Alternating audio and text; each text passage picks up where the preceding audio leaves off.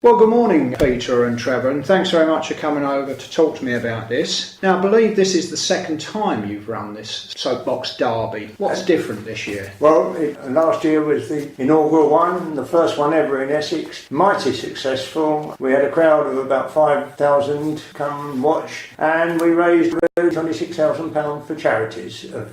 What's different this year? I think there's jumps, Peter, and jumps. Yeah, two jumps. One, you go up and down, which gives them a bit of impetus. The second one, you go off the end, and there are some great views if you're standing near the jump, seeing these soapboxes in the air. Yeah, it's down the London Road from Sun Corner to before Western Road, where the finish arch is. The road is closed from 6 o'clock in the morning, and it reopens at 8 in the evening. Yes, an awful lot to do between 6 o'clock and 9 o'clock when we open the gates to the public.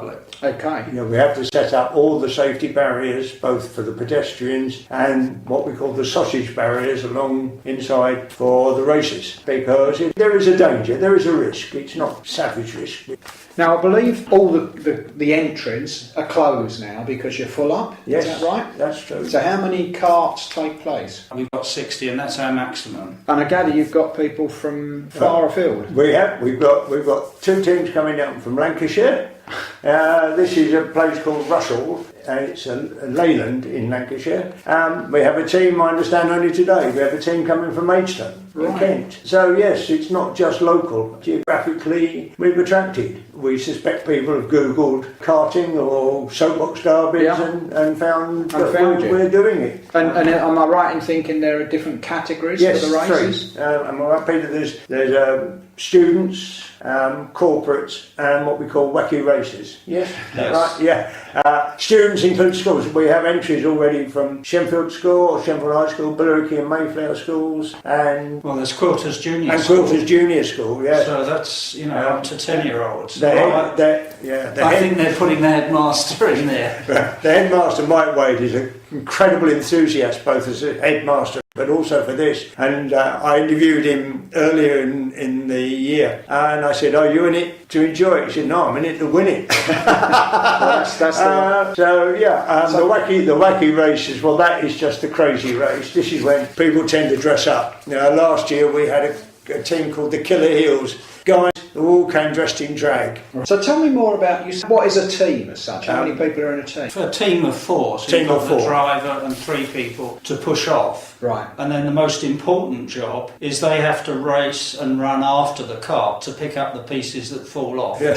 And unfortunately, that's a pretty frequent occurrence. It's pieces that fall off rather than people that fall off. If you saw these guys in drag running down in high heels trying to catch up with their cart, it was a sight to be seen. Well, this year they're going what they call airborne. They're calling themselves nearly Virgin Air. Right. So the mind boggles. That sounds good fun, really. So now you don't want any more entrants, but you need people to come along as spectators and pay. Now, tell me, what can people expect to see? Is there just the race, or are there other attractions? No, last year was primarily the race. Obviously we had food outlets on the field, obviously toilet facilities and a beer tent, and the pits are there, so people who come along can walk through the pits, and if they've seen enough of the races they can go and look at the other soapboxes. This year we've got a kids playground for the families. There's 7 roundabouts, bouncy castles, that sort of thing, and as a new attraction this year we've actually got a vehicle simulator that you can go in. Takes about 12 people and runs for a couple of minutes. Should be really great fun. It's one of these that rocks backwards and forwards. And we've also got a video screen in the field. Now this means last year people who were working in the field,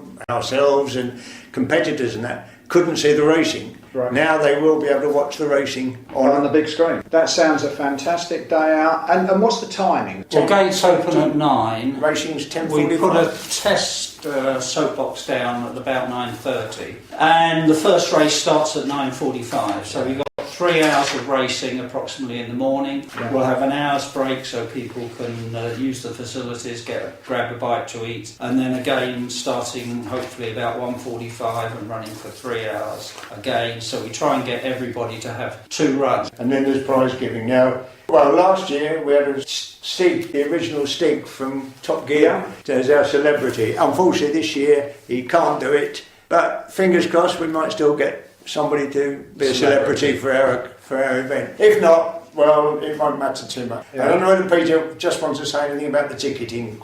Well, obviously we want as many people to come as possible, but we are limited to this 8,000, and we're a bit concerned that we may have too many people turn up, so we're trying to encourage people to buy online so we can see what the numbers are like and have enough programs availavailable. I mean, so give us the details of how people would buy in advance.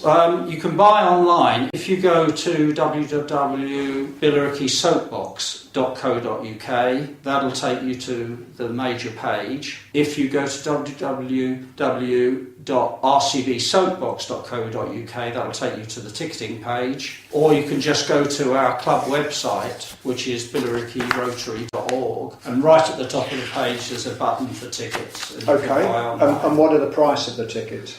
Tickets in advance are £3 per individual, although 2 and under are free. Or there's a family ticket for £10, which is 2 adults and 2 children.